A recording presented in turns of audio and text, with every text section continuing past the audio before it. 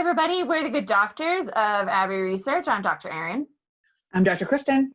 And we're back with our continuing coverage for Hispanic Heritage Month, which runs roughly from the 15th of September to the 15th of October, but we'll just be covering it really in September.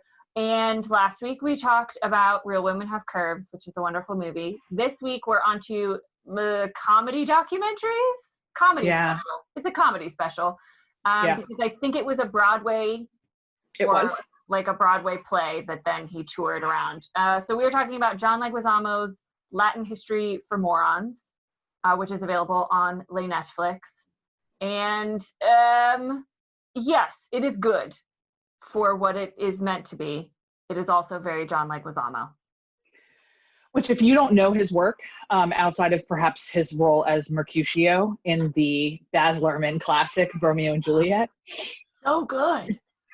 John Leguizamo is crass and very misogynistic in his comedy. Yeah. Even when he claims he's not, it's an unpacking he is clearly not done. And there is some like racism as humor. And that's just shtick. That is who he is. That is who he has always been. And like the dude's in his 50s now. So like, this is who he's going to be. Yeah. He was born in Bogota, Colombia. I believe he's a naturalized citizen. I don't think his parents were American and like he was born there. Like my understanding is that he is Colombian and then naturalized. He is, yeah. And they emigrated and he was raised in Queens. Yeah. In Queens, yeah. And now lives in Manhattan. Like he's never not lived in New York, which is also a very specific immigrant experience in the United States. And a very specific Latinx experience in the United States. Yep. So all of that context, if you don't know who King Philip is, watch this show. Yeah. So there's a couple key takeaways that I would like to talk about. The first one is that another thing, if you haven't read Howard Zinn's A People's History of the United States, please add that to your list immediately. We'll be doing an Abbey Research Reads on it shortly. Actually, I read it in grad school and I'm going to reread it again. Yes, I've never read it and it's always been on my list, and it was a great reminder that I was like, yes, this needs to happen. Yeah, it's a very prescient moment. He also references a book called Guns, Germs, and Steel, which is very, very well regarded. It's on my shelf. I've read pieces of it, but not entirely, and talks about that's really the history of colonialism is the history of guns, germs, and steel. And that Leguizamo wants to specifically reference the idea that it's germs. That it's germs that's the most important. And that fundamentally what happened to the literal millions of indigenous and native peoples up and down this continent, whatever, both continents and the bridge, whatever we're calling it, is that white people's diseases killed them. Yeah. And I think, European diseases, excuse me. Yes. Specifically European diseases. And I think, that's something I remember being taught. Obviously, I was taught about smallpox and smallpox blankets in the use against Native and Indigenous people in America. But I wasn't, and for me, it's the way he frames it, and it's a reframing of what we tend to think of as discovery or periods of discovery. And the language that we use around explorers. And for me, the biggest lesson in the last 3 years of my life has been to reframe that as colonizers. Yeah. I mean, he just constantly said conquistadors, and that's what they were. And that's what they were. But in order to justify our colonization of this land, we've called them discovery and conquistadors and changed that language to, they're exploring the globe and look, they discovered indigenous populations. And so for me, reframing it like that helps you see a lot of the really, really damaging, deadly approaches of these colonizers, from stealing all of the indigenous gold, which he gives some pretty scary statistics. I did not know that King Philip stole 500,000 tons of indigenous gold. But also, and then that he captured people and put them in a zoo. yeah. And then also the germ warfare as well. It makes it so much, once you reframe that, it makes it so much easier to see kind of the insidiousness of it, and the Eurocentrism of it.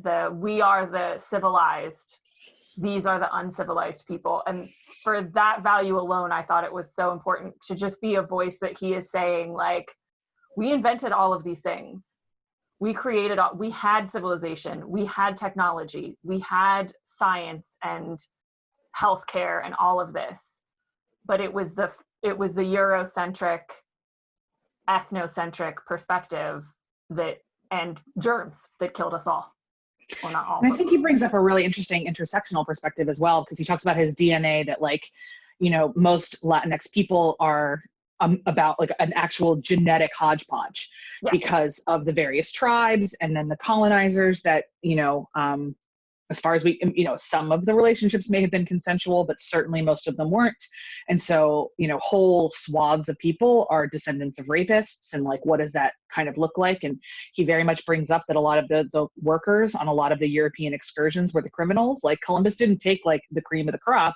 Right. He took everybody that Philip wanted to clean out of the prisons. Mm-hmm. So these are the kind of folks that went. So he brings that up. And then also what I thought was really interesting as he rattles off a lot of the statistics about modern Latinx experiences within the United States is that statistically, like, they're not doing great. Yeah. And we're having a really great focus nationally right now on Black lives, and we should. But we need to always be holding attention that really what it is that people of color matter. Yeah. And that it is, there are huge parts of this country where the most difficult existence is one if you are if you are a Latinx immigrant or a Latinx nationalized person. And as somebody who went through the immigration process with my spouse, I can tell you how great it felt whenever we said we were nervous and people just looked at us with all seriousness in their face and they said, "You'll be fine, you're white." Mm-hmm. So it was a very good reminder that for me that really, unless you are a direct descendant of a colonizer, this hasn't been a great experience. Yeah, and I think, you know, one of the reasons why, strong motivating factors for us covering these kind of heritage months and weeks and stuff like that is to highlight, you know, histories that we don't know, and to really critically examine the way we tell stories and who tells them and for what purpose. And I think that's what he did a brilliant job of highlighting was, you know, what history books say and what newspapers and television and film tell us about Latinx experiences and Latinx history, of all such a diverse group of peoples and cultures and ethnicities, and also to show that he highlighted the contribution and like the staggering number of Latinx people who served in the U.S. military, and like the most highly decorated ethnically marginalized group are Latinx soldiers. And like a lot of also stuff, like the Cuban women who like essentially funded the American Revolution. Oh my gosh, yes. By selling their jewelry, like can we find out more about those women? And that was where like his misogyny, that was like a throwaway comment. Yeah, he explored all the names we already knew, which was part of my, like, we kind of know who Montezuma is. I know who Cesar Chavez is. Like, could we have dug in a little bit deeper? But this was also 4 years ago. Right. And a very specific, and I'm sure he had hoped that other people would do more than this, and they haven't. Yes, things have happened in the interim. But yeah, so I think for what it does on the surface of just saying like the way we tell history is problematic, the way we tell stories excludes people, and there are lots of human beings of value and contribution and worth that we don't know, that but that people like Howard Zinn, like the author who wrote Guns and Germs and Metal, have done the work. The work is out there. So it's you just gotta find it. It's incumbent on us to do the exploration now, because society isn't going to do it. Culture isn't going to do it yet. So for that, and we both talked about offline how we didn't really like the conceit of his children and the way it was used in the framing of his arguments. But I did appreciate that at the end, like in his story, his son said, you know, this is how we should see ourselves. Yep, I am my own hero. Yep. And so that's a really powerful message. I personally, I don't like that it got a little bit lost in some of the sexism and misogyny and crassness. But as we said, that's on brand for Leguizamo. But yeah, to end with that message for me was very potent in this comedy special. Yeah. And I think it's a good reminder too that most of the comedy specials hanging around Netflix these days are actually quite deep like that. Mm-hmm. So for instance, if you have not seen, I think we've covered it before, but Hasan Minhaj's Homecoming is quite a lot. It is the same kind of, any of Hannah Gatsby's work is quite like this. Trevor Noah's Son of Patricia. Yep. So there's a lot of really great comedy is making a lot of, the point of comedy is to make social statements about things that make us uncomfortable. Mm-hmm. And for a long time, a lot of American comedy was so many dude bros that I think we lost a lot of stories. And so I want to thank, one of the, I just read the cultural history of Netflix. And one of its major things was to provide a democratization of content access. And in this particular way, they absolutely have. Thanks, Netflix. Thanks, Netflix. And we look forward to Dr. Kristen's Abbey Research review of that particular book. So with our thanks to Netflix, we'll end what ended up being a fascinating watch, and we enjoyed discussing it both offline and online just now, for John Leguizamo's Latin History for Morons. And next week we will be a bit more joyful.